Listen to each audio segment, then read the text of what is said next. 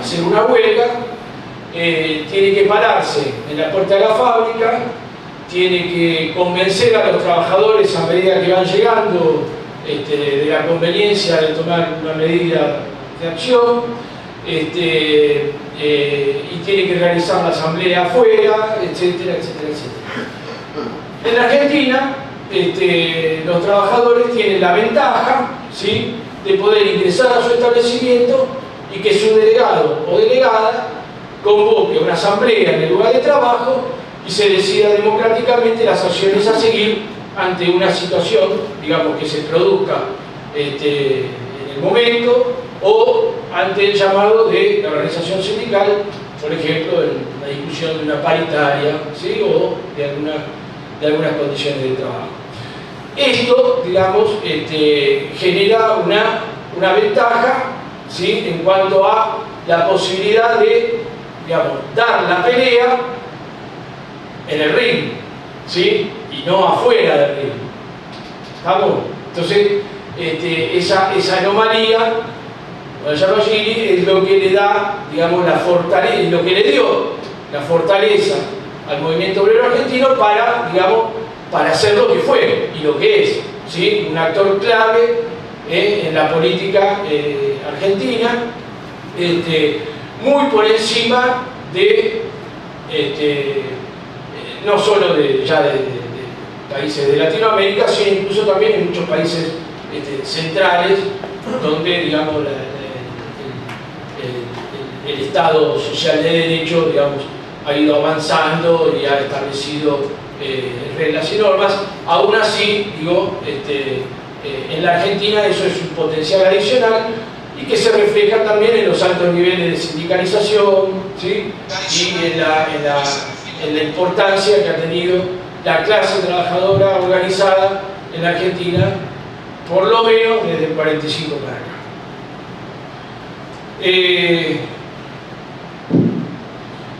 Ahora los voy a invitar un poquito a ponernos en blanco y negro y a remitirnos al momento donde empezó todo, ¿sí?, que es en el año 45, ¿sí?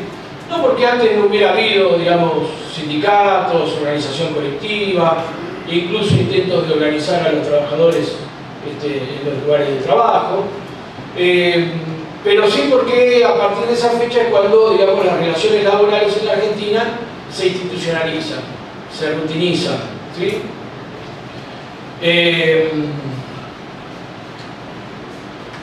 Y lo primero, digamos,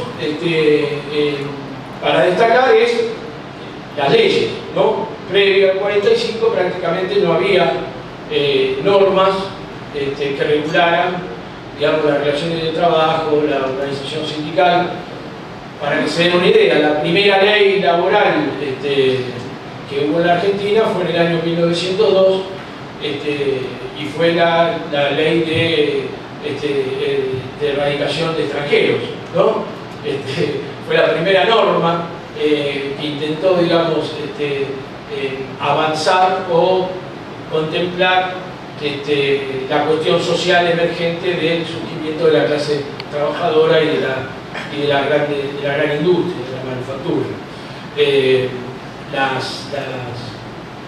Las primeras reuniones se solían hacer en las comisarías, ¿no? Después se ha creado el Departamento Nacional de Trabajo en 1907, ha habido algunos avances, ha habido en el marco de la autonomía colectiva algunos avances de negociaciones, sobre todo a partir de 1930, de la constitución de la CGT, pero, digamos, la clase trabajadora y el movimiento obrero argentino estaba fraccionado, ¿sí? Respondía, digamos, a los debates que se daban en el mundo entre anarquistas, socialistas, comunistas, y, digamos, los trabajadores nativos que provenían, digamos, del sector rural y venían a radicarse en las grandes ciudades para trabajar en las incipientes industrias,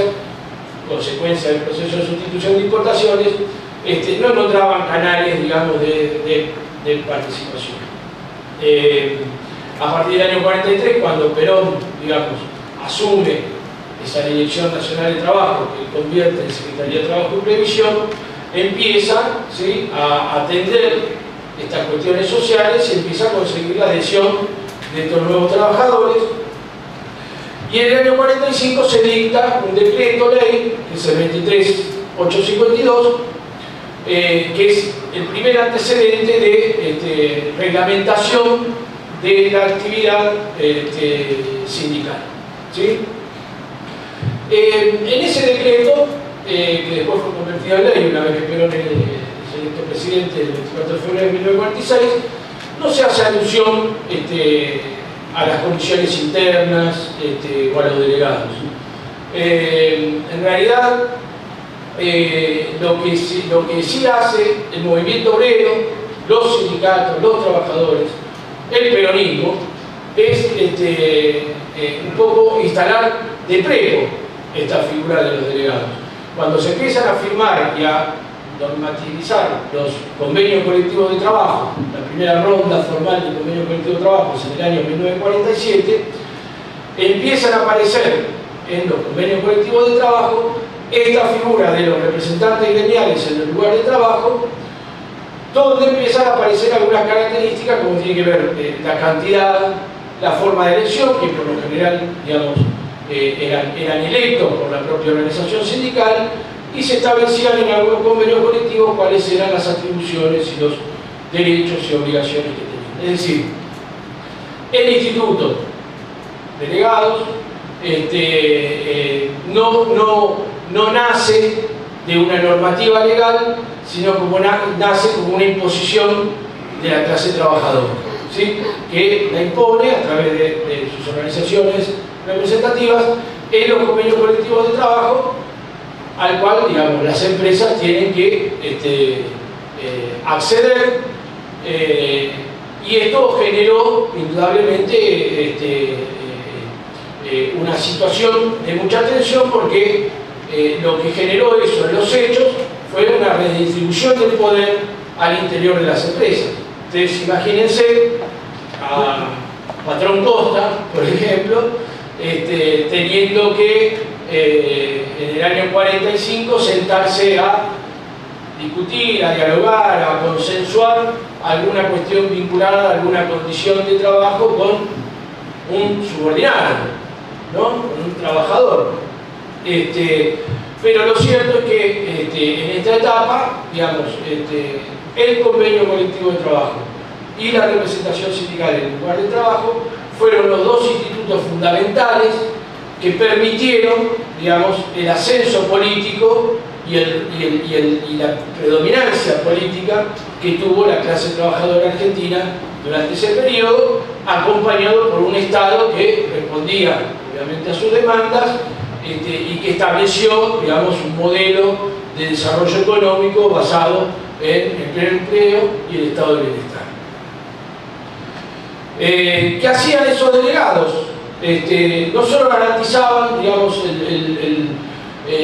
los convenios garantizaban el reconocimiento de estos delegados, más allá de que no había una normativa como hay ahora que establecía un carácter de tutela, ¿sí?, como podemos tener ahora, digamos. Eso era impuesto por el convenio colectivo de trabajo. ¿Qué hacían los delegados? Bueno, fundamentalmente velaban por el cumplimiento de los convenios colectivos de trabajo. Las organizaciones sindicales firmaban a nivel de actividad las condiciones laborales y salariales para una determinada industria, y en cada una de las empresas de esas industrias un delegado, un representante de los trabajadores designado por la organización sindical, uno vale, ¿no?, se encargaba de que efectivamente ese convenio colectivo tuviera razón de ser y efectividad, porque no servía de nada firmar un convenio colectivo a nivel de superestructura si después, digamos, en los lugares de trabajo eso no se cumplía. Entonces, el delegado tenía la atribución, ¿sí?, cumplía el rol, firmado el convenio colectivo de trabajo, el librito, se iba por cada lugar de trabajo, se le entregaba al trabajador el convenio, cada trabajador sabía qué cosas tenía que hacer y fundamentalmente qué cosas no tenía que hacer. Porque estaba establecido, había categorías, ¿sí? Había descripción detallada de cada una de las tareas, en el marco de un proceso de trabajo de carácter taylorista-forrista, donde, digamos, las patronales tenían el reloj, tenían el sistema de métodos, qué sé yo, los trabajadores tenían el convenio colectivo de trabajo para contrarrestar la unilateralidad del empresario. Pero ¿qué más hacían? Bueno, repartían la prensa del sindicato, ¿sí? Tenían libertad de movimiento al interior de la fábrica, podían ir, hablar con el compañero, preguntarle qué necesitaba, qué le pasaba, recaudaba la cuota sindical, ¿sí? Incentivaba a los compañeros a afiliarse a la organización, digamos, un rol absolutamente militante, ¿sí? Que lo ejercía no solamente, digamos, en el lugar de trabajo, sino también afuera, digamos, porque además el delegado era vecino, ¿sí? De sus compañeros de trabajo cuando salían del trabajo, digamos. La proliferación de los barrios obreros en la Argentina alrededor de las grandes industrias, el ferrocarril, digamos, generaba que el delegado no solamente cumplía ese rol en el lugar de trabajo, sino que muchas veces también era un referente territorial. Esto va a ser importante después, lo vamos a ver, pero es un dato a tener en cuenta. El delegado no era solamente el delegado en el lugar de trabajo, sino que también era el compañero al que se recurría, ¿sí? En el territorio, en el barrio, para resolver cuestiones, charlar, comer un asado, jugar al fútbol, ¿sí? Y fundamentalmente el rol que tenía como consecuencia de todo esto descrito, lo que hacía era el delegado limitar en el lugar de trabajo las prerrogativas del capital, del empresario, evitar lo que se llama la unilateralidad de la decisión, es decir, que el empresario haga lo que quiera y mande al trabajador a hacer cualquier tarea, ¿sí? Sino que tenía que ajustarse a lo que establecía el convenio en cuanto a las tareas a realizar y las condiciones en las que debían realizarse. Como se imaginarán, para las patronales esto fue un problema, ¿sí? Y se lo han cobrado al peronismo históricamente, digamos, esta soberbia, esta altanería, esta imprudencia, digamos, de ejercer, digamos, un rol en el lugar de trabajo que pusiera límites a su discrecionalidad. Para que se dé un ejemplo, en el año 54, el peronismo convoca un congreso de la productividad. Es un episodio poco analizado, poco estudiado en la historia argentina y la verdad que merece sobre todo en estas coyunturas, en las coyunturas que vamos a tener que enfrentar después de este aluvión neoliberal, porque, digamos, fue la primera experiencia, ¿sí? De intentar una concertación social que pusiera, digamos, al país a trabajar en conjunto entre las dos partes en conflicto, capital y trabajo, a ver cómo se podía, digamos, salir de un cuello de botella que había significado, digamos, un crecimiento de los salarios y del empleo en un contexto donde las condiciones, digamos, internacionales se habían modificado, donde aparece este meñado tema de la restricción externa, donde empieza a aparecer, digamos, alguna limitación del capital para acceder a dinero para invertir en desarrollo del aparato productivo, en la llamada industria pesada, ¿sí? Entonces Perón, visualizando esto, dice, bueno, vamos a convocar a un congreso de la productividad donde patrones y obreros con el Estado nos sentemos a ver cómo construimos de acá en adelante condiciones, digamos, para crecer, ¿no? Decía, bueno, toda esta etapa de estos 10 años nos dedicamos a distribuir, ahora tenemos que sentarnos a ver cómo crecer. Por eso el nombre de Congreso Nacional de la Productividad. Uno podría pensar que el término productividad fue incorporado a la historiografía argentina en la década de 90, ¿no? Y en realidad lo introdujo Perón, ¿sí? Obviamente con otra concepción, con otros parámetros, con otras intenciones, pero la idea era precisamente plantear esta cuestión de la productividad. Y los empresarios, de buena gana, se sentaron en este Congreso de la Productividad, se armaron alrededor de 25 mesas temáticas donde se discutieron, y el Congreso de la Productividad fracasó porque hubo 2 comisiones específicas en donde patrones y obreros no pudieron ponerse de acuerdo. Una comisión que tenía que ver con el reclamo que tenían los patrones por impulsar en los convenios colectivos de trabajo cláusulas vinculadas a la flexibilidad, ¿no? En ese momento no se llamaba flexibilidad, se llamaba movilidad. Ellos querían, digamos, flexibilizar los convenios colectivos de trabajo, flexibilizar las categorías, de modo tal de permitir que los trabajadores pudieran ser movilizados al interior de la empresa para poder realizar distintas tareas y de esa manera, digamos, generar un aumento de la productividad vía intensificación del trabajo. Y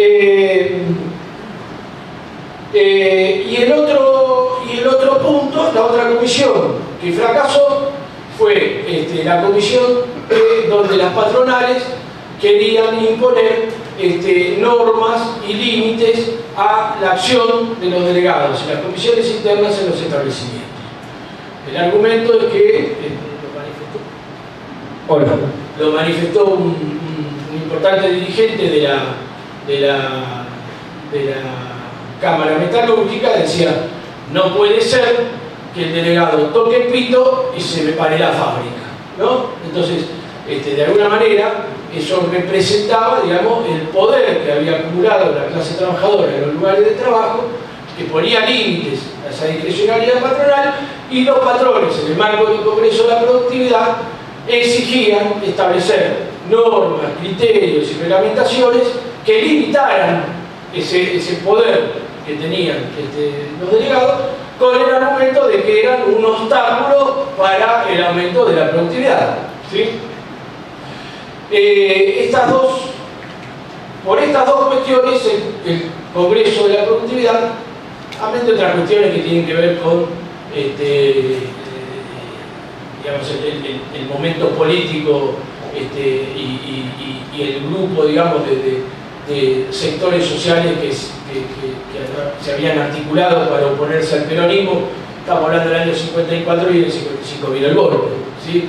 En parte, digamos, el fracaso del Congreso de la Productividad convenció al sector empresario de que en el marco del gobierno peronista no había forma de imponer, digamos, ninguna de sus deseos y de sus necesidades, y que por lo tanto lo que había que hacer era derrocar a Perón.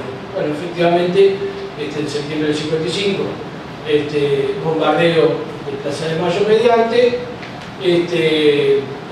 derrocan a Perón y, digamos, se produce lo que se conoce como la revancha histórica. Es decir, los patrones se encuentran con las manos libres para imponer, digamos, por la fuerza, lo que no habían podido imponer en una discusión paritaria como fue el Congreso de la Productividad. Lo primero que hace la revolución fusiladora es, obviamente, dar de baja y caducar todos los mandatos de los delegados, intervenir los sindicatos, ¿sí? Los sindicatos fueron directamente ocupados por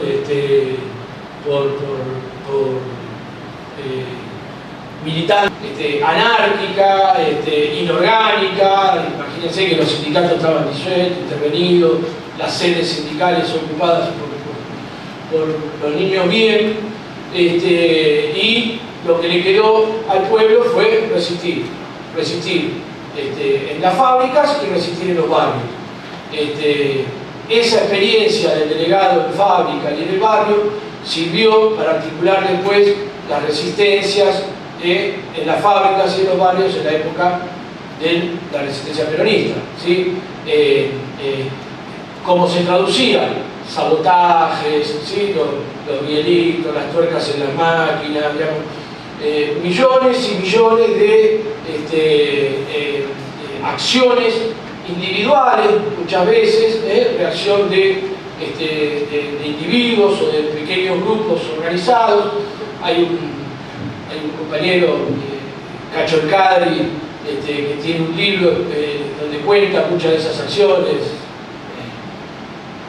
Una les cuento, qué sé yo. La Nación, por ejemplo, tenía en la calle Florida, ponía los títulos de los diarios en la vidriera, ¿no? Y la gente se juntaba ahí a leer los títulos de los diarios. Entonces se acercaba uno, por ejemplo, leía el título y hablaba mal de Perón. Entonces cuando había 3 o 4 que se enganchaban y hablaban mal de Perón, venía el otro y lo cagaban a palo, ¿no?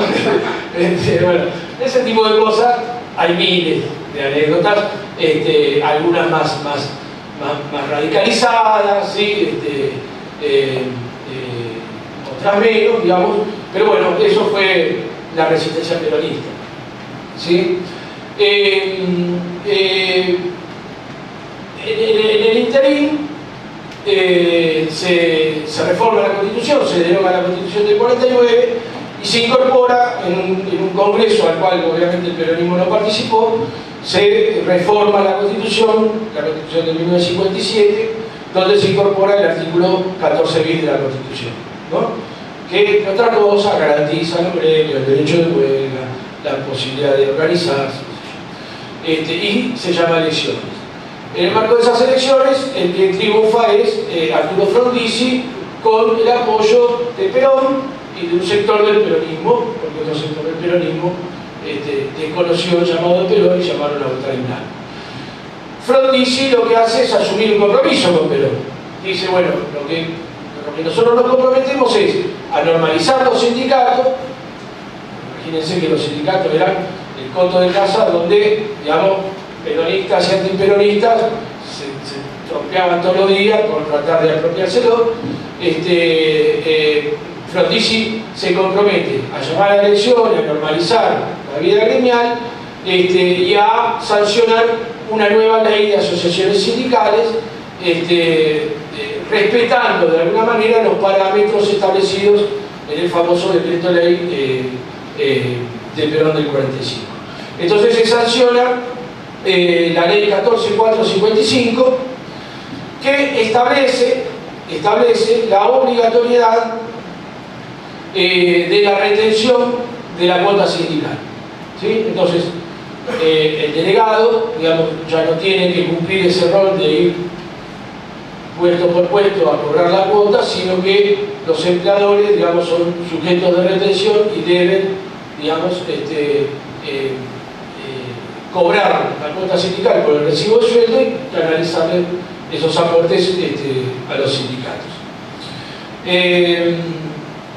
Y por otra parte, digamos, al haber una nueva ley, se llama a elecciones sindicales y contra los deseos, digamos, de Frondizi, de la clase dominante, o sorpresa, resulta que vuelven a ganar todos los peronistas, los gremios intervenidos, ¿sí? Nuevos dirigentes, no aquellos que, digamos, habían participado del proceso, digamos, del 45 al 55, sino que aparece una nueva camada de dirigentes, muchos delegados, comisiones internas, surgidos de las bases, surgidos de las propias luchas de la resistencia peronista, empiezan a adueñarse y a apropiarse legítimamente de las organizaciones sindicales.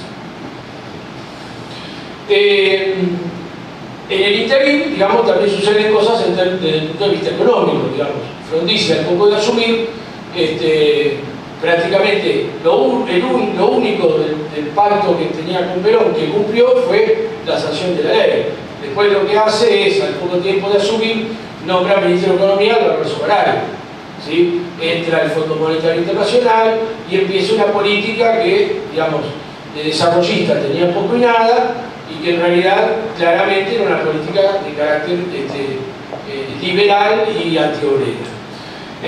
Y esto generó obviamente la respuesta de los trabajadores organizados, ¿sí? Y todo un periodo de conflicto que va del 57, 58 hasta el 59, donde se produce un hecho por demás traumático, que es el conflicto del frigorífico Lisandro La Torre. Un conflicto, digamos, que involucró a 9.000 trabajadores. El frigorífico era del Estado y lo que se propuso Frondizi era privatizarlo. Esto generó, digamos, la reacción de los trabajadores, porque con la privatización venía la reducción del personal. Tomaron el frigorífico, se realizaron asambleas multitudinarias durante varios días. El conflicto termina, digamos, con la entrada de los tanques al frigorífico y el desalojo por la fuerza de todos los trabajadores y el traslado, digamos, de ese conflicto a todo el barrio de Matadero, un conflicto que duró prácticamente casi 15 días, pero que objetivamente, digamos, terminó con una derrota para los trabajadores, porque finalmente el frigorífico, cuando reabrió con la mitad del personal y fue leído, digamos, como una derrota.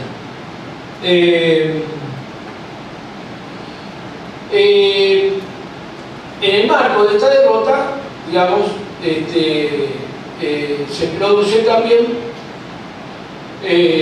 ya en la década de 60, imaginémonos esta situación, ¿no? Digamos, todo el periodo que fue del 55 al 60, que fue, digamos, la etapa, digamos, de la resistencia peronista, donde, digamos, obviamente la lucha estaba dirigida a lograr en lo inmediato, digamos, la vuelta de Perón y la vuelta de las condiciones, digamos, sociales y económicas que había establecido durante su primer mandato del peronismo. Llegado al 60 con la derrota del frigorífico y la implementación por parte de Frondizi del llamado Plan Conintes, que era un plan de conmoción interna, que se llamaba, que significaba de vuelta intervención a los sindicatos, detención de sus dirigentes, despidos de los delegados y comisiones internas. Bueno, en el marco de esa situación, en 1960, la UOM, que era el gremio, digamos, guía, como podría ser por ahí camionero, ya liderado por Bandor, firma un convenio colectivo de trabajo con las cámaras de la actividad. Y en ese convenio colectivo de trabajo, de alguna manera, se plasman, ¿sí?, algunas de las expectativas que habían volcado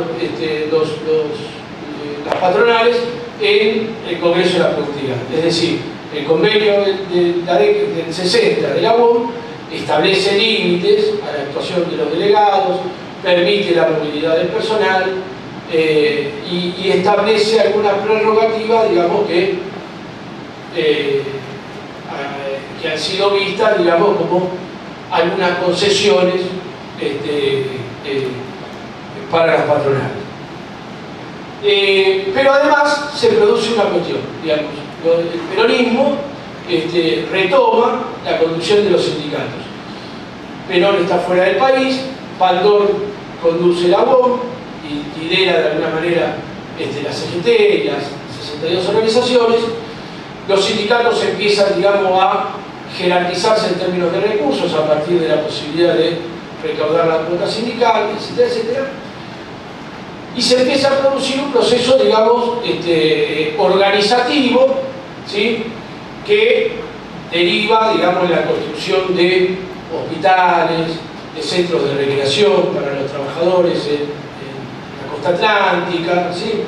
Empieza a haber una serie de beneficios y empiezan a consolidarse las organizaciones gremiales en lo que algunos, digamos, han llamado en la historia un proceso de burocratización, ¿sí? término con el cual yo no coincido, pero que efectivamente, digamos, esta nueva etapa, habida cuenta de las dificultades y de lo lejano que estaba la posibilidad de volver a establecer un Estado peronista similar al del 45, obliga, digamos, a Bandor a decir, bueno, lo que nosotros tenemos que hacer ahora es empezar a consolidar, ¿sí?, las estructuras, la organización, ¿sí? ¿Para qué?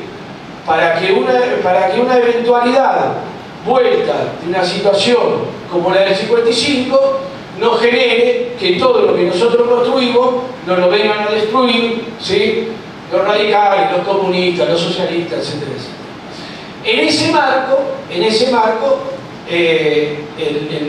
ya no Bandor, digamos, sino el bandorismo como expresión política de la clase trabajadora, empieza a adjudicar un nuevo rol a los delegados, ¿sí?, y a las comisiones internas y a los militantes sindicales, donde ya no van a estar, digamos, en los lugares de trabajo custodiando el convenio colectivo, sino lo que van a hacer es, van a venir a los sindicatos a custodiar las organizaciones sindicales. ¿De quién?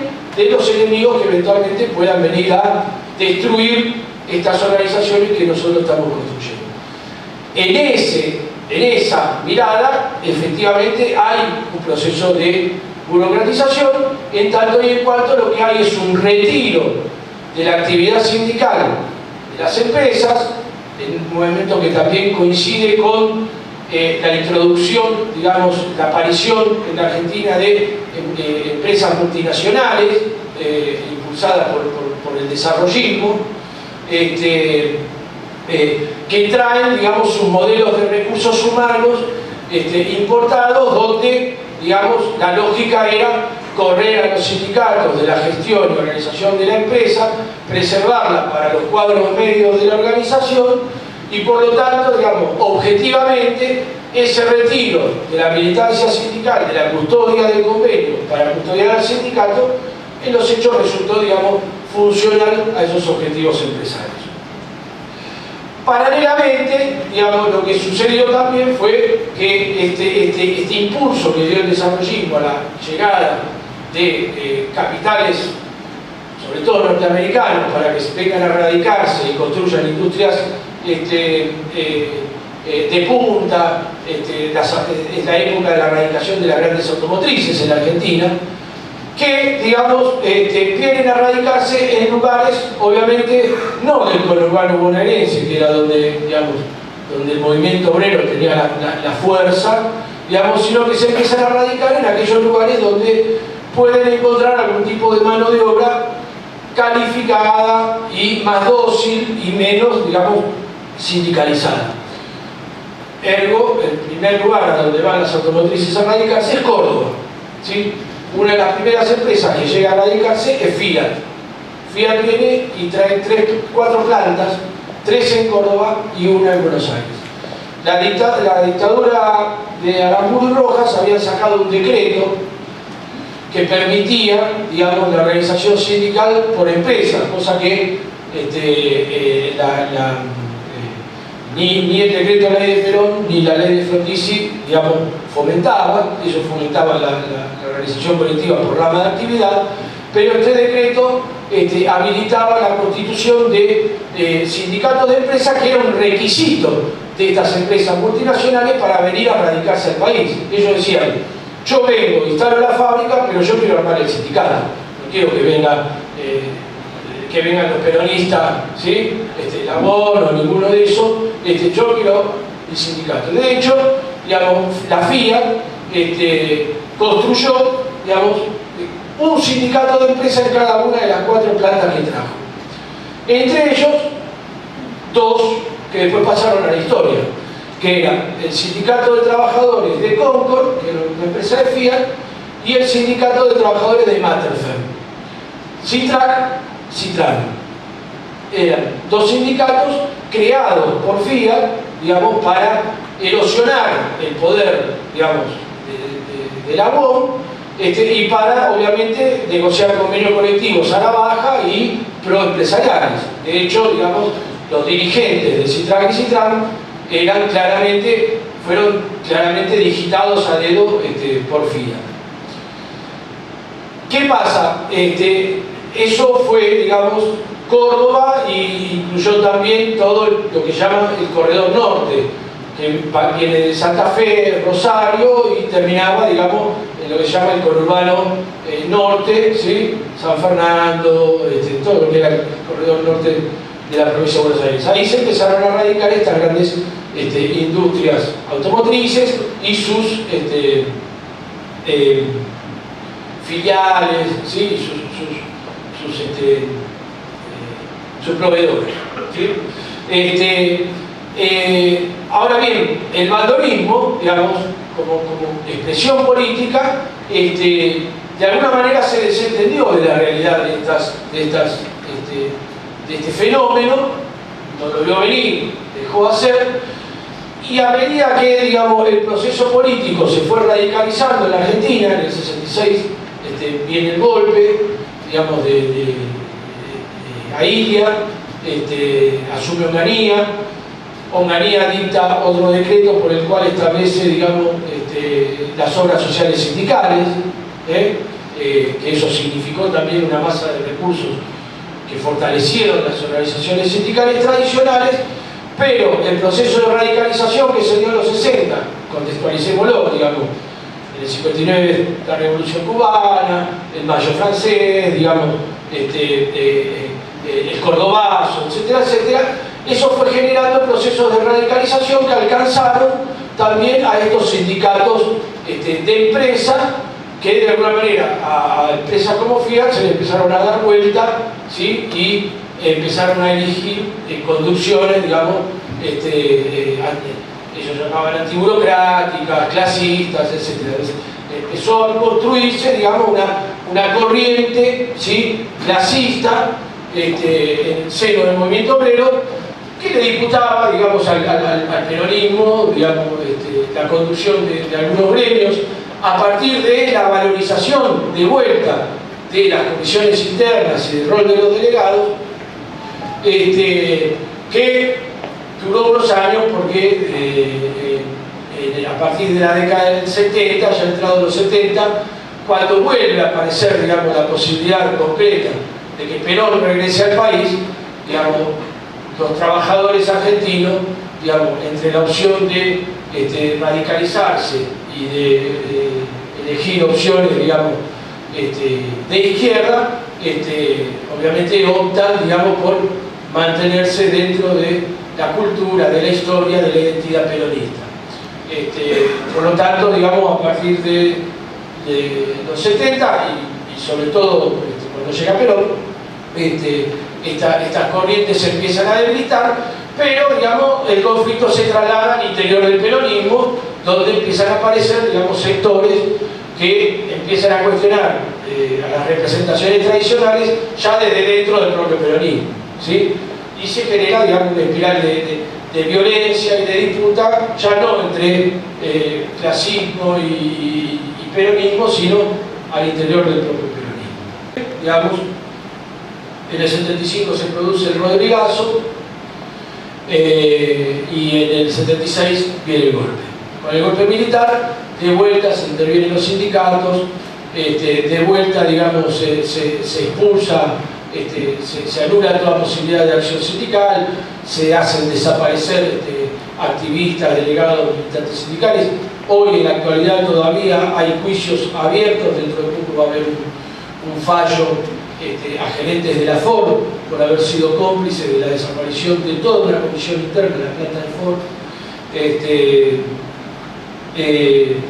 Pero, digamos, de alguna manera, también durante la dictadura, en las empresas empezaron a surgir algunos vestigios, no de organización, pero de algunos interlocutores que oficiaban de delegados tácitos que las empresas mismas necesitaban para mantener cierto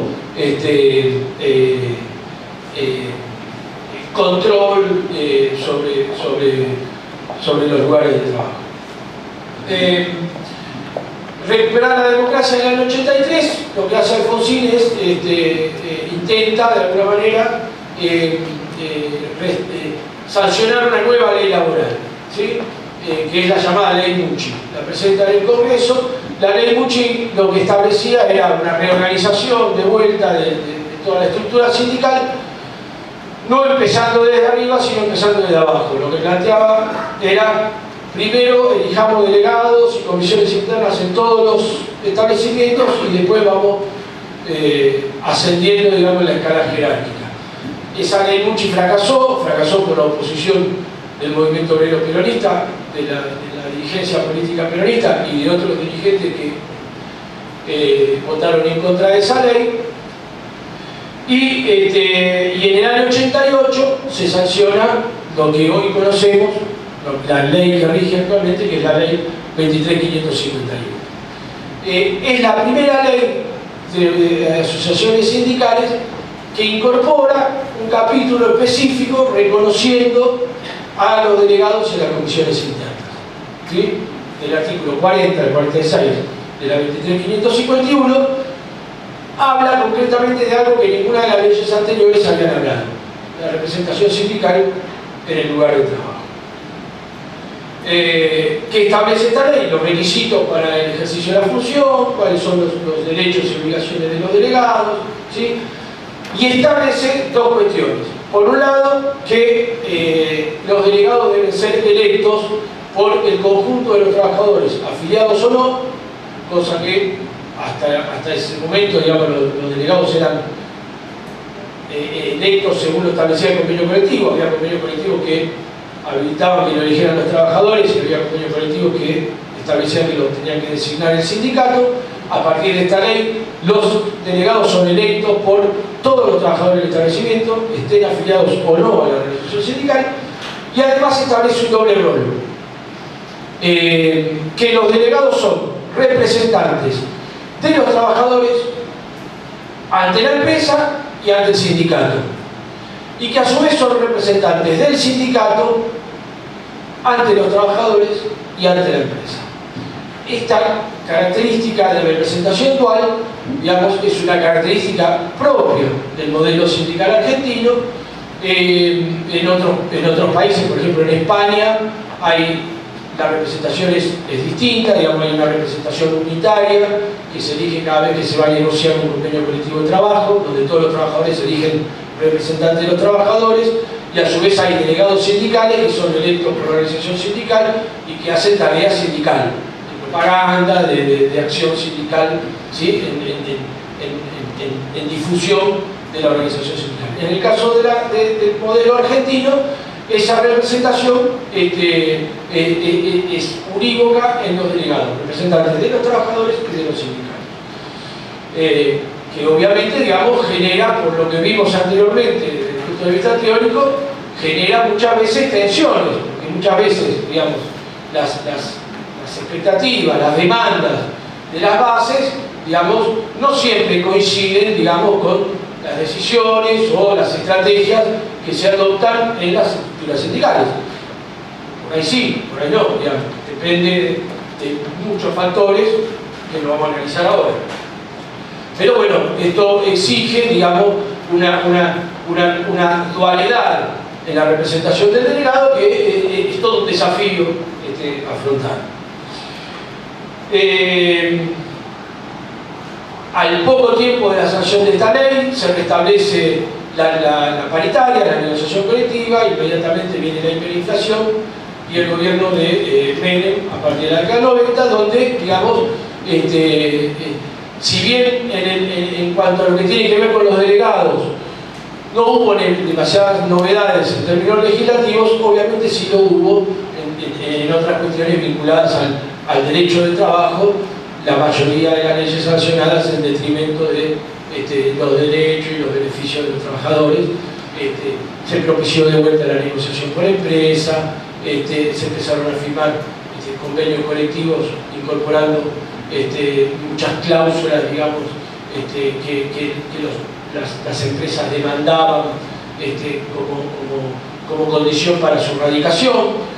El caso más concreto que les voy a dar, de vuelta a Fiat, en en el año 93 vuelve a radicarse en la Argentina y Fiat lo que hace es, previo a radicarse y a generar puestos de trabajo que eran necesarios porque en los 90 la desocupación había crecido bastante, Fiat trae su propio convenio colectivo de trabajo y exige como condición para radicarse ya no crear su propio sindicato, sino que los sindicatos existentes firmaran su convenio colectivo de trabajo.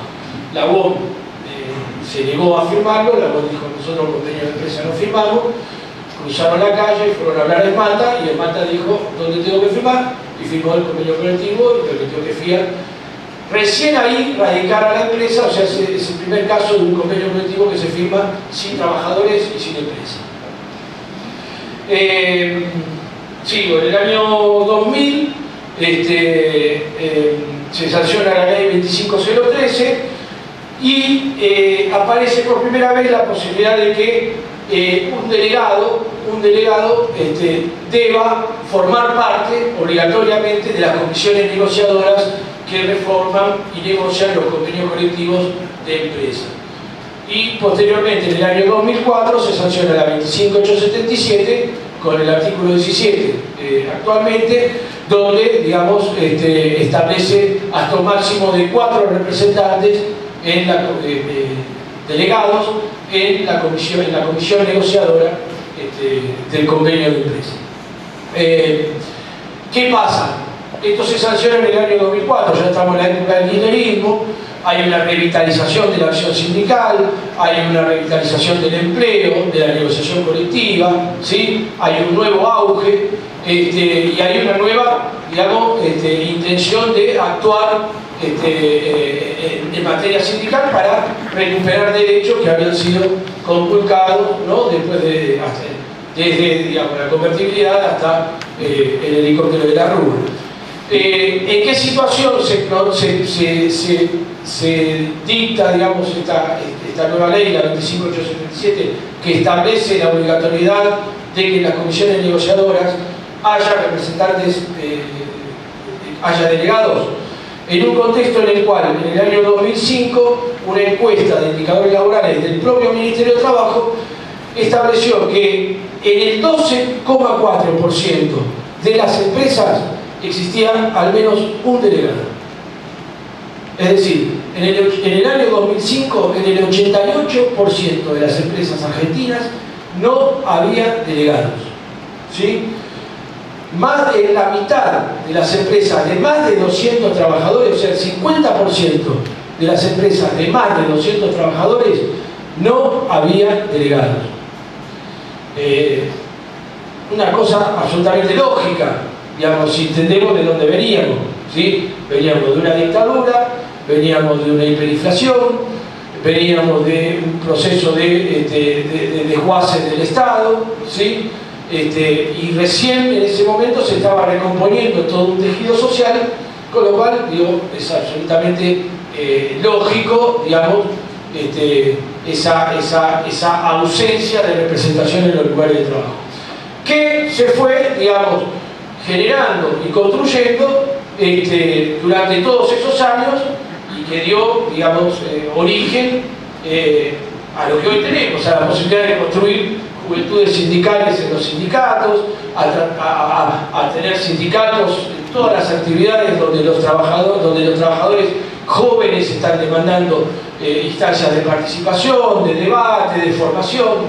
Eso fue, digamos, consecuencia de, digamos, todo ese proceso que se dio en los 12 años del kirchnerismo, que a caballo de la recuperación del empleo, de 6 millones de puestos de trabajo que se crearon en Argentina, de la recuperación de la negociación colectiva y en parte también de la exigencia del Ministerio de pedirle a los sindicatos, de exigirle en algunos casos a los sindicatos que elijan delegados en los establecimientos para poder firmar los acuerdos paritarios, hizo que llegáramos a una situación en donde no hay estadísticas posteriores a esto, pero no cabe duda, digamos, que la presencia sindical de vuelta en los lugares de trabajo es importante. Si el rol es aquel del 45, obviamente que no, eso en todo caso lo tendrán que debatir y pensar ustedes cuál debe ser el rol que tienen que ejercer hoy en los lugares de trabajo ustedes.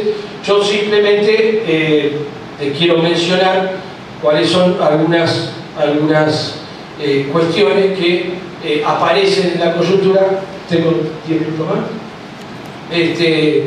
Para que es necesario abordar, ¿no? El primer tema, obviamente, es el cambio de contexto, ¿sí?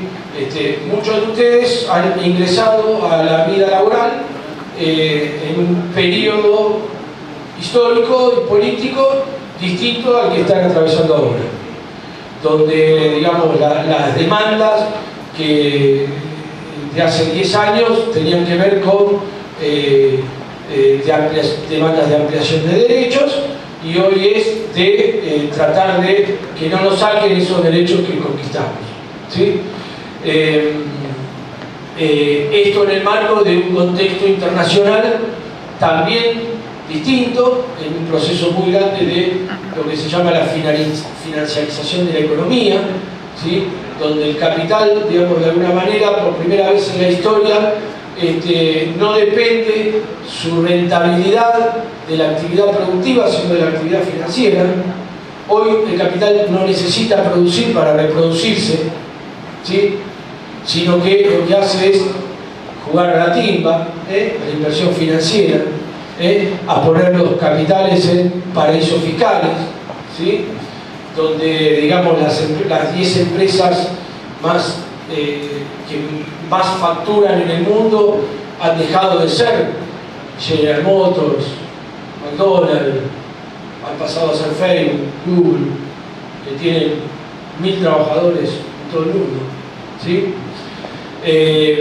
Estamos en un contexto donde venimos de una crisis como la del 2008 a nivel mundial, que ha generado en estos 10 años una caída a nivel mundial tanto del empleo como de los salarios. Acaba de salir un informe de la OIT donde han bajado los salarios a nivel mundial, y hay estudios que dicen que de acá a 20 años el 40% de los puestos de trabajo actuales van a desaparecer. Estamos en un contexto también donde la clase trabajadora, esa que representaban los delegados en la década del 40, que era una clase trabajadora homogénea, estable, con derechos iguales,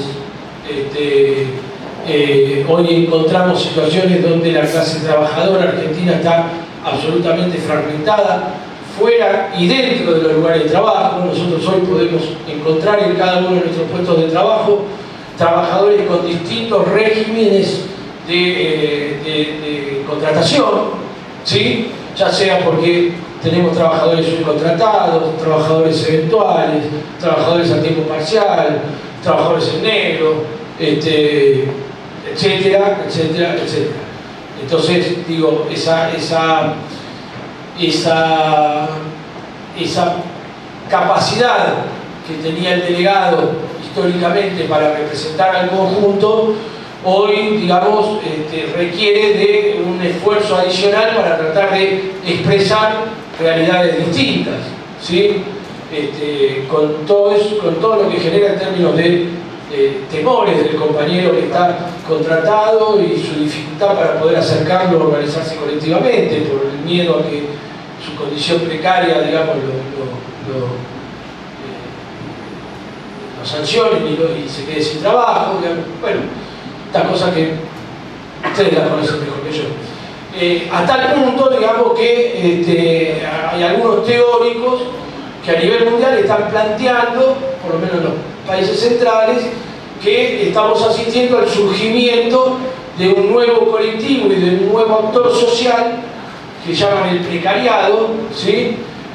Con intereses diferenciados a los de la clase trabajadora tradicional, a la clase trabajadora a la que nosotros, digamos, expresamos y representamos, ¿no? Hay un nuevo colectivo que son obviamente jóvenes, migrantes, ¿sí? Con dificultades de acceso, digamos, a niveles de formación y de capacitación, por supuesto contratados a partir de cualquier tipo de modalidad precaria, que están proliferando en todo el mundo. Hoy McDonald's en el Reino Unido contrata trabajadores bajo un régimen que se llama contrato de 0 hora, que quiere decir que contrato trabajadores y yo le asigno las horas que tienen que trabajar, no sé cuántas, las que necesite, y le pago por las horas que necesite. Las horas que no las necesito no los llamo y por lo tanto no se las pago, ¿sí? En Estados Unidos hay un formulario que se llama 1099 trabajadores, es decir, están apareciendo en las normas, o sea, ni siquiera estamos hablando de trabajo no registrado, estamos hablando de trabajo registrado en condiciones que la propia ley precariza. ¿Por qué? Porque hay un debate al interior del derecho del trabajo acerca de qué herramientas tiene que aportar el derecho ante el avance de la nueva tecnología, la cuarta revolución industrial, etcétera, etcétera. Hay toda una corriente de derecho que dice que con las instituciones del estado de bienestar alcanza y que en realidad lo que hay que hacer es exigir que se cumplan las leyes. Hay otros que dicen que esas leyes no sirven más y hay que cambiarlas, y hay otros que plantean que en realidad hay que modificarlas y adecuarlas a nuevas realidades. Bueno, todo un debate que se está dando hoy en el derecho del trabajo y en el cual las grandes organizaciones sindicales a nivel mundial están interviniendo.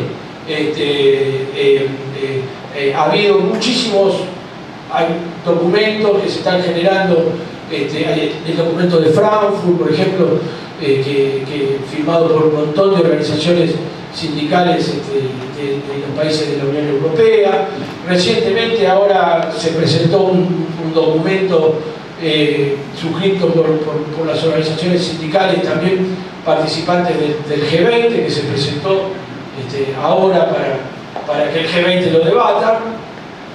Pero bueno, digo, toda esta y después, digamos, el propio concepto de empresa, porque nosotros empezamos hablando de la representación sindical en el lugar de trabajo, y hoy el lugar de trabajo y el concepto de empresa es un concepto que está puesto en discusión, ¿sí? Porque, digamos, ¿qué es la empresa para el delivery de McDonald's de hoy? ¿Qué es la empresa? ¿McDonald's? ¿Rappi? Pero antes sucedía lo mismo. Digo, cuando estaba Correo Grupal, para el trabajador del delivery de Correo Grupal, ¿cuál era su empresa? McDonald's, Correo Grupal, y en las actividades, y eso sucede en todos lados, en las actividades industriales sucede en el Estado ni hablar. Nosotros tenemos compañeros de trabajo, de limpieza, digamos, que nosotros no los podemos afiliar a nuestro sindicato. Son compañeros nuestros, trabajan todos los días con nosotros, pero pertenecen a una empresa terciarizada y por lo tanto lo representa el sindicato de maestranza. Bueno. Una pregunta. Sí. ¿Cómo bajo una plataforma digital?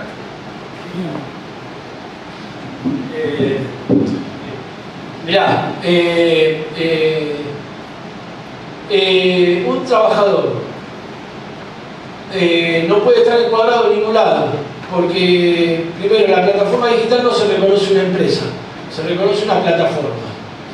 Es decir, tiene un carácter de mero intermediario entre partes ajenas. Y en ese caso lo que hace, ellos entienden que como no son una empresa, no tienen que registrar a los trabajadores. Y ese trabajador no es un trabajador, es un emprendedor que por propia voluntad y en su tiempo libre agarra la bicicleta y sale a repartir cajitas felices. A ver, había una diferencia histórica en cuanto al tema del delivery, ¿no? Que siempre fue la discusión de quién lo representa, ¿no?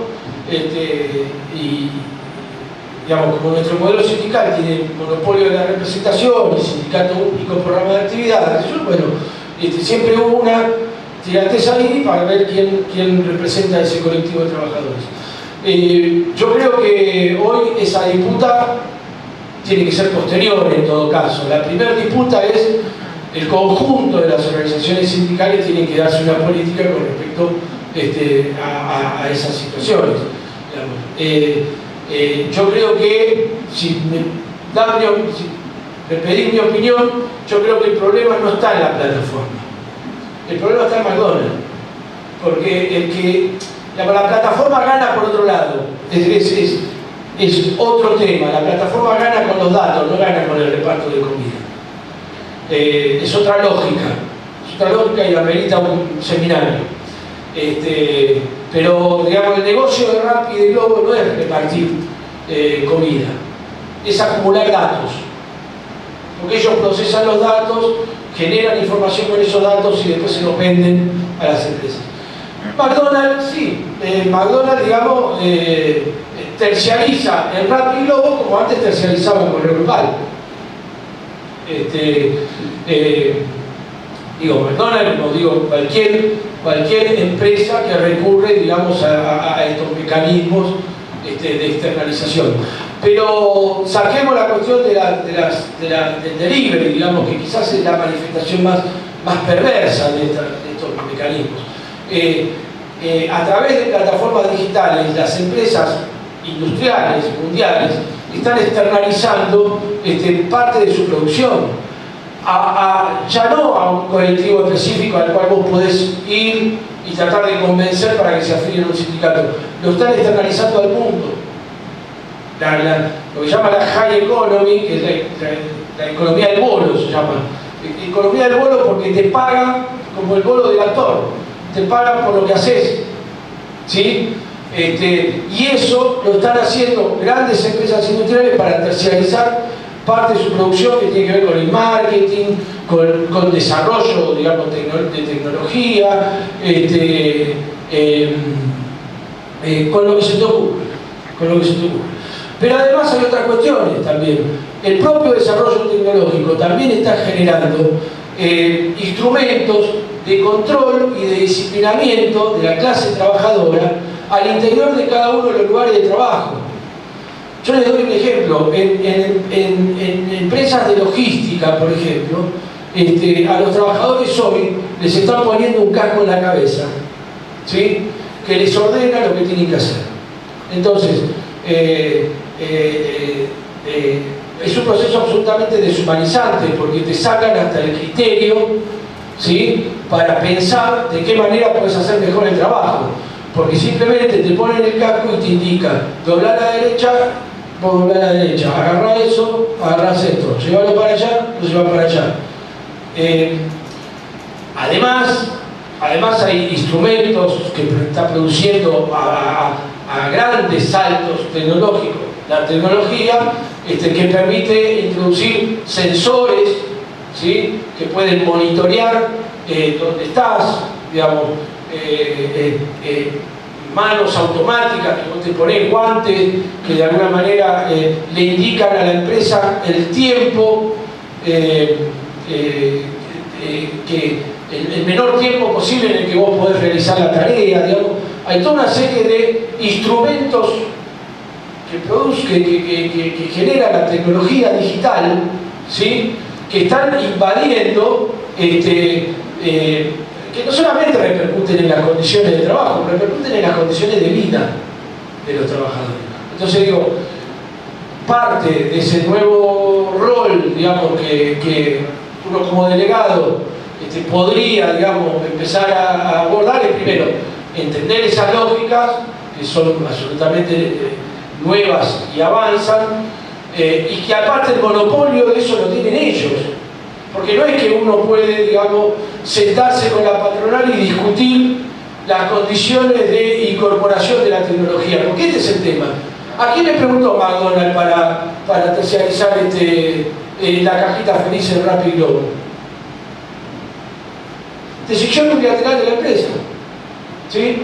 ¿A quién le pregunta una empresa que terciariza, digamos, su producción en gente que trabaja en su casa en la India?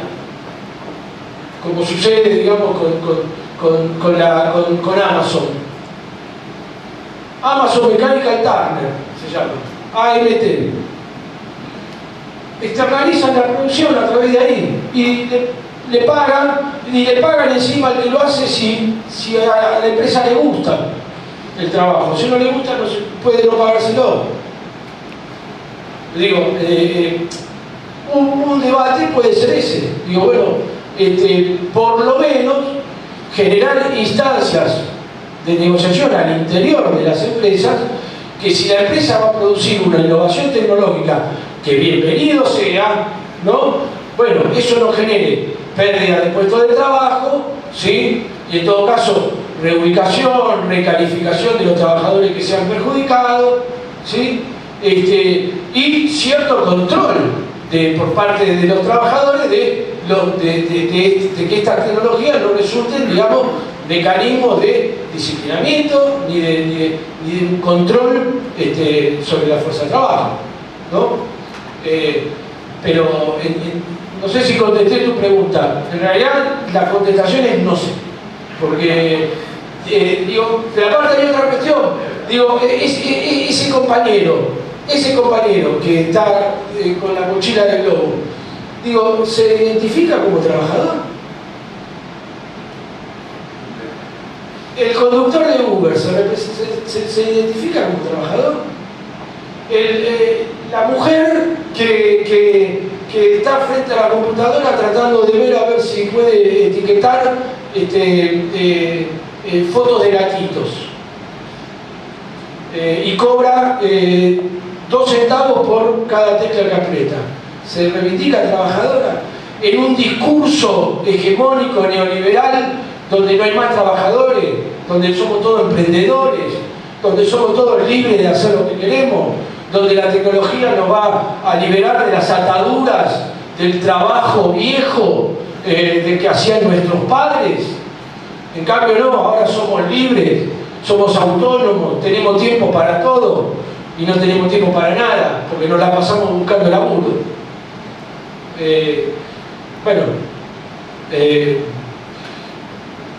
Yo, y con esto termino, yo hace 2 años en el ministerio que me han dejado sin tareas y nadie me dio una explicación de por qué. Y por suerte me pude dedicar a leer y a estudiar a partir de una situación puntual.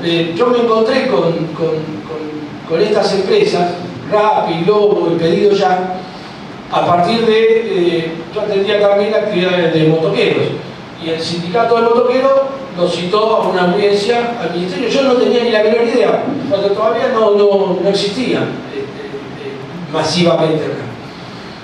Vinieron las empresas, y vos decís, bueno, cito a la empresa, 2 pibes, como nosotros, como ustedes, así, zapatillas. Digo, sí, bueno, claro, te citó el sindicato. No, pero nosotros no somos una empresa, nosotros somos una aplicación. Una aplicación. Hace 2 años de esto, más o menos, 1 año y medio. La primera vez en mi vida que yo escuchaba una aplicación, porque yo aparte tengo 50 y pico de años, nunca asocié WhatsApp, Facebook, Google a una empresa. A mí son cosas que vos entras para buscar otra cosa, para conectarte con gente. Bueno, no, nosotros somos una aplicación y acá los chicos vienen y se anotan, se inscriben y si quieren hacer el trabajo, si no quieren no, nosotros no les exigimos nada. Y a partir de ahí, digamos, yo soy licenciado en Relaciones Laborales y obviamente estoy formateado, digamos, con la negociación colectiva, con el conflicto laboral, con los sindicatos, con los delegados, ¿sí? Con el derecho protectorio, ¿no? Inclusivo, con la democracia industrial. Y me encuentro con 2 pibes que me dicen, no, nosotros, aburridos, me junté con él, que sabía, abrimos esto. Después te enterás que esto, digamos, está financiado por capitales de riesgo, ¿sí? Que vienen de los paraísos fiscales, que exigen una rentabilidad inmediata, ¿sí? Que la decisión que tomaron acá en McDonald's, no la tomaron acá en McDonald's, McDonald's la tomó a nivel mundial, es una decisión, digamos, de la multinacional a nivel mundial, con estas empresas a nivel mundial, porque estas mismas empresas que están acá, están en España, están en México, están en Brasil, no son dos pibes que se les ocurrió una buena idea y son dos emprendedores, no. Y a partir de ahí, digamos, como empecé a tener mucho tiempo libre, me dediqué a estudiar, a leer, a interesarme por estas lógicas. Y realmente, digamos, descubrí un mundo increíble, a tal punto que terminé armando una materia en la facultad que la voy a dar ahora el año que viene. Si alguno está interesado, podemos hacer gestiones para que los que quieran cursarla y tener alguna acreditación, lo podemos hacer, porque te soy sincero, esto atraviesa todo, atraviesa el proceso del trabajo. Hay autores que hablan de una vuelta a lo que se llama el taylorismo digital, ¿sí? El viejo taylorismo que se pagaba por pieza, bueno, pero ahora digital, impacta obviamente en el derecho. Para buscar una vuelta a una solución, ¿cuál sería la solución en sí? ¿Crear un sindicato? No, la solución la tienen que buscar ustedes. ¿Crear un sindicato de aplicaciones o ese mismo rol? No sé, a ver, yo soy favorable, yo soy proclive a que los trabajadores se organicen. Si surgió un sindicato, bienvenido sea, yo no lo voy a cuestionar. Para mí es mejor que los trabajadores se organicen a que no hagan nada. Después podemos pensar las características de esa organización, si es realmente representativa, si está manejada, todo lo que vos quieras. Pero bienvenido sea que haya dos de esos pibes que se hayan, sí, está bien, qué sé yo, está bien que los trabajadores se organizan, y está bien que, o sea, que peleen por algo que consideran que es lógico, que es que le reconozcan la relación de dependencia. Pero hay otra cuestión también. Este fenómeno que se da por en este caso particular de este sindicato que vos me mencionás, sucede también en los países centrales y pone digamos, en debate a los sindicatos tradicionales, porque en España también los riders que le llaman, no se organizan tampoco con los sindicatos, no van al sindicato de la rama, al sindicato de la actividad.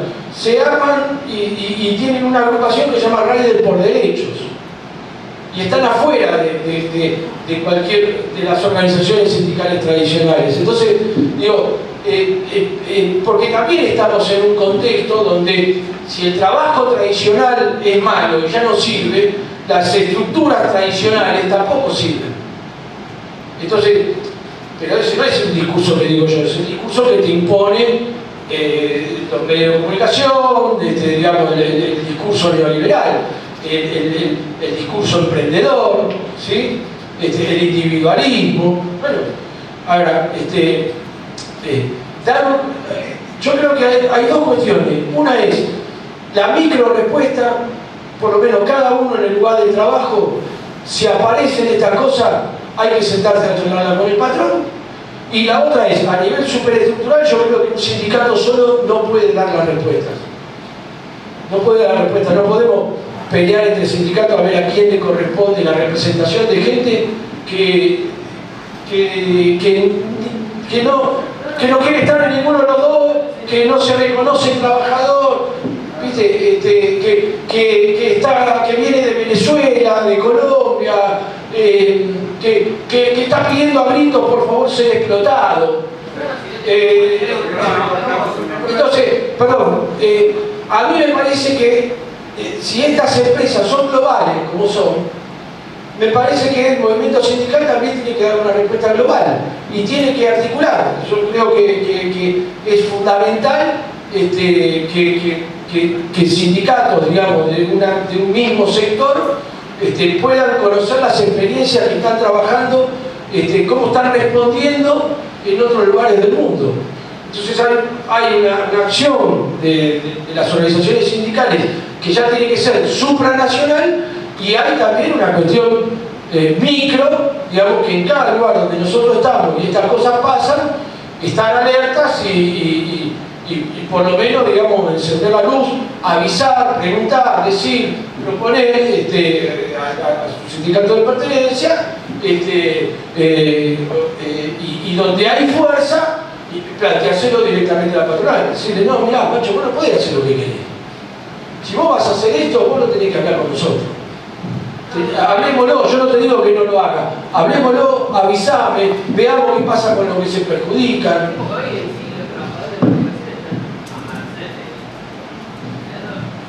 Marcos, una consulta.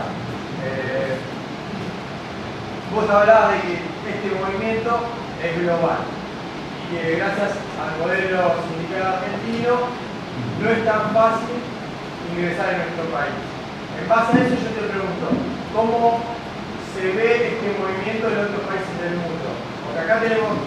No lo va a impedir el modelo sindical argentino. Estos entran porque, ¿sabes por qué? Porque la digitalización no tiene barreras.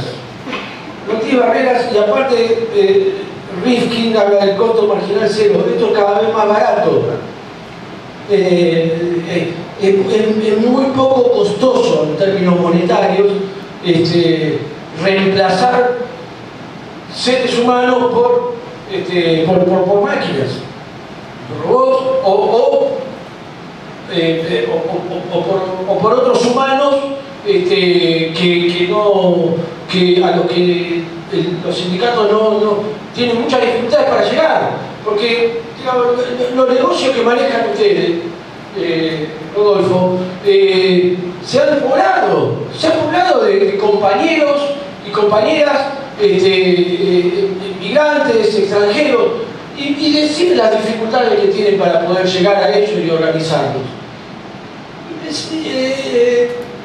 Me imagino que debe ser durísimo, muy difícil. No estamos hablando de robots, estamos hablando de seres humanos. Perdón, en el caso de los tacheros tienen una respuesta contra los Uber, que es una aplicación también. Ahora, ¿por qué no se puede responder de la misma forma? Sí, yo me lo pregunté eso también. Yo creo que la respuesta está en el carácter del trabajo del taxista. El taxista tiene un capital, digamos. El taxero acá tampoco, macho, nunca fue un trabajador, nunca se reivindicó parte de la clase obrera, un trabajador, digamos. En el mejor de los casos, pero digo, además tenés que tener una licencia, sale 60.000 pesos, 70.000 pesos, bueno, no sé, 100.000 más, no sé, digamos, y el tipo reacciona desde ahí, digamos, que tiene un capital que se le desvaloriza porque el otro no necesita nada, necesita nada más que el auto y la aplicación. Trabaja el sindicato del tachero, están organizados. No es solo un trabajo. No, sí. La gente lo diga por conveniencia, ¿no? tampoco hace mucho.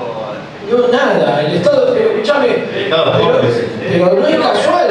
Pero escúchame, a mí me lo dijo el abogado de Rappi, me dijo, nosotros vinimos porque están dadas las condiciones en el país para erradicarnos. No me dijo, ni siquiera me dijo radicarnos, para desembarcar. Porque estas empresas no se radican, desembarcan, apuestan, los capitales no invierten, apuestan, le va bien, mal, pum, lo retiran y se van.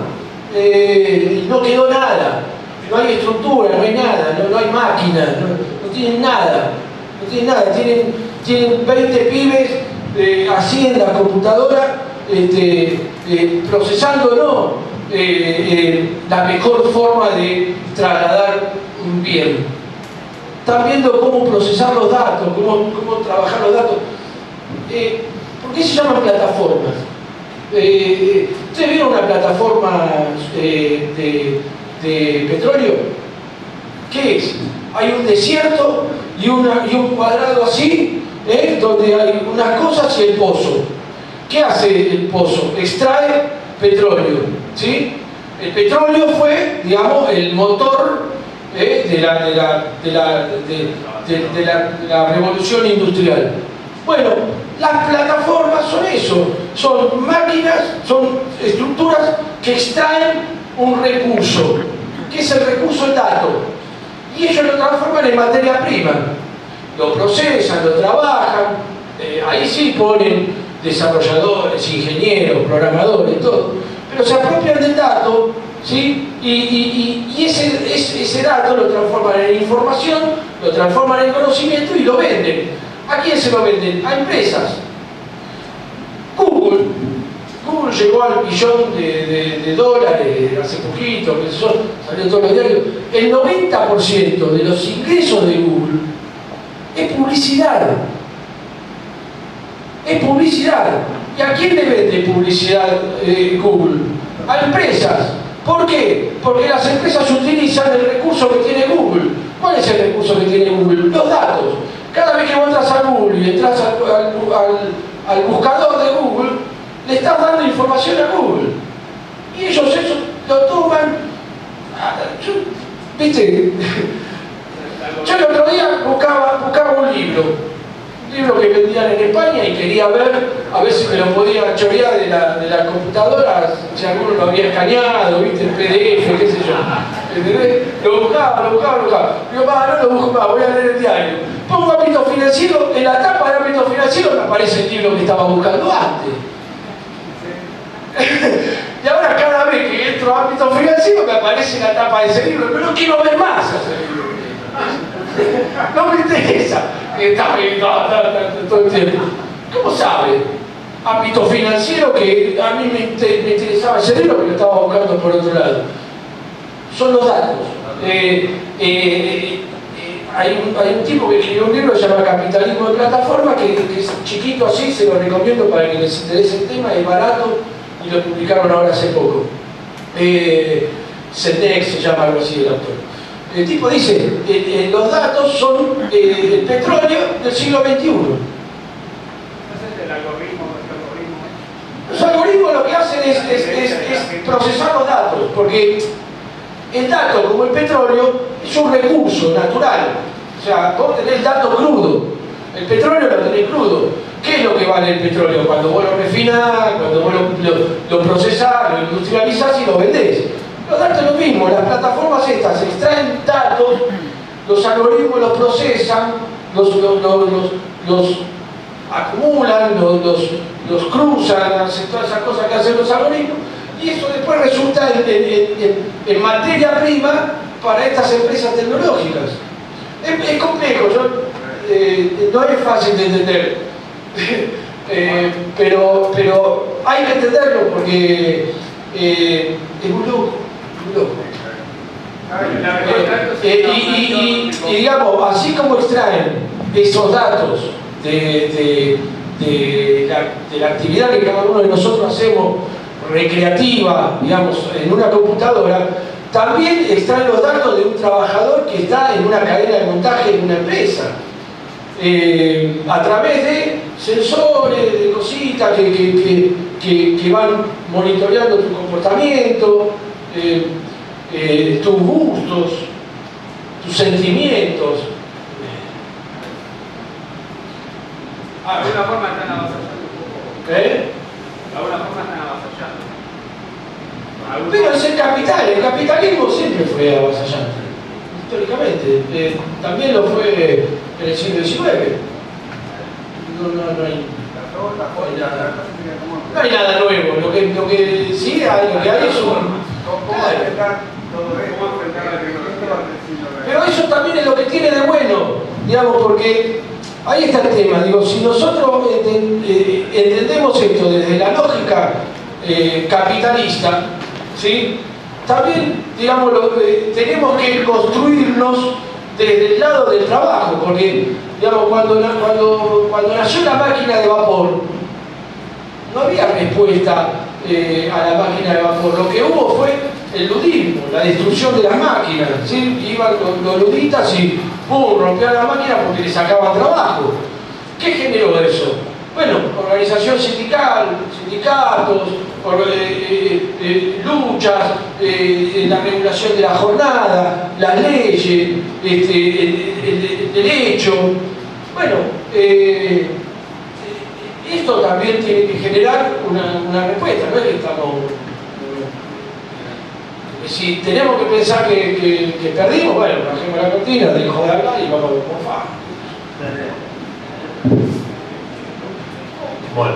Algo que creo que es importante, porque si no creemos que no se puede hacer nada y que nunca se hizo nada, pero creo que justamente Marcos Abruzzo estuvo haciendo un poco de historia y nos iba diciendo todo lo que se fue haciendo, ¿no? De lo que no había, cuánto se construyó. Y justamente nosotros le vamos a hacer un regalo, y creo que lo estamos despidiendo, pero sí, es un trabajo que se hicieron justamente que tiene que ver con la formación profesional. Esto fue una respuesta a los cambios que hubieron hace más de 30, 40 años que nosotros venimos sufriendo en los procesos laborales.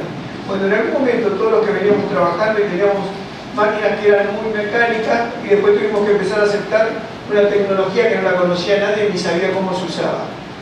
Esto trae un poquito de la historia esa, todo lo que se fue padeciendo y qué herramientas fuimos haciendo como para ir cambiando y estando acorde a los cambios que fueron abruptos también, porque dejaron a gente fuera del proceso de trabajo.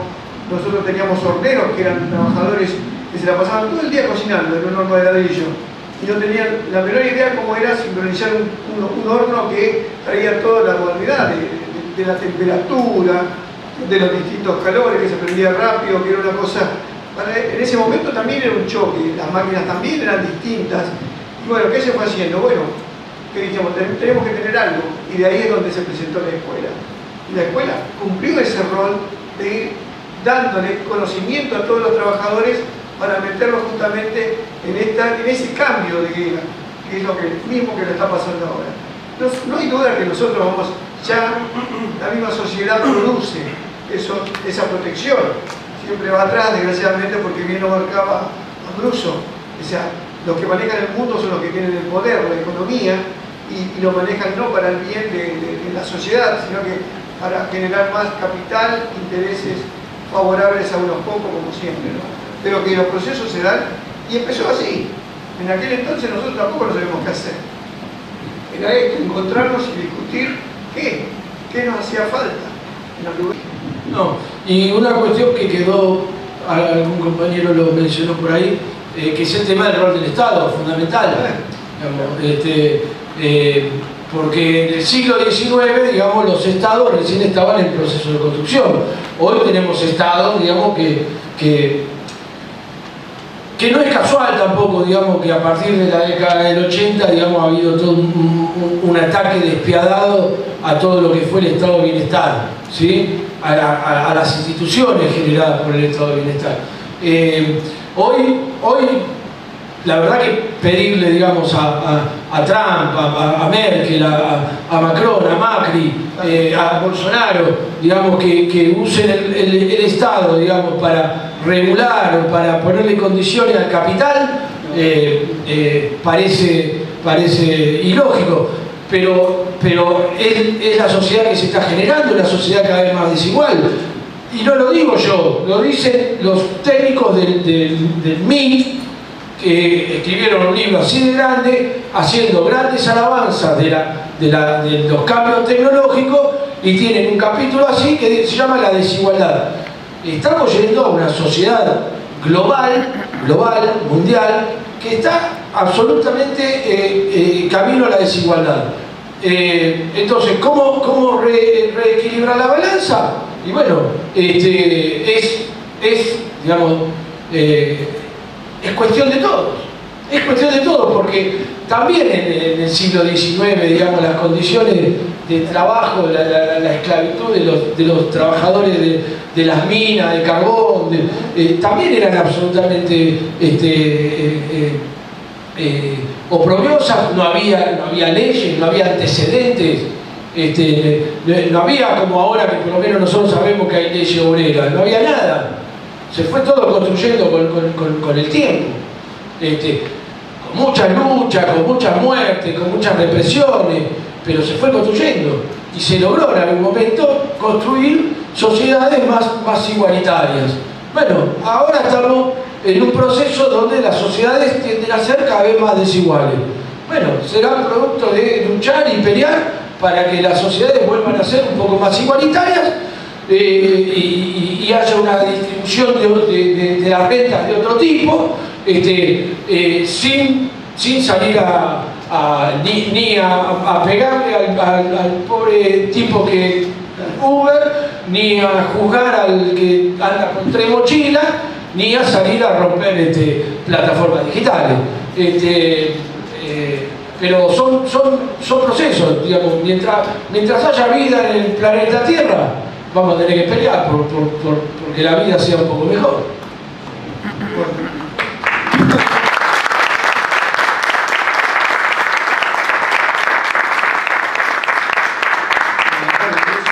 Realmente le agradecemos que nos ayude a reflexionar. Eso es lo importante. No el libro no lo dejan a mi mano, sino que queremos hacer un pequeño obsequio que es una recopilación del trabajo que se vino haciendo durante mucho tiempo. Hay una parte nuestra, ¿no? Mónica estuvo en la mesa que hicimos.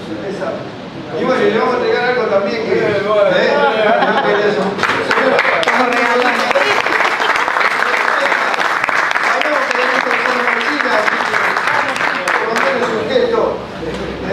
para que pueda llegar el resto de los libros. Bueno, gracias a todos, fuerza.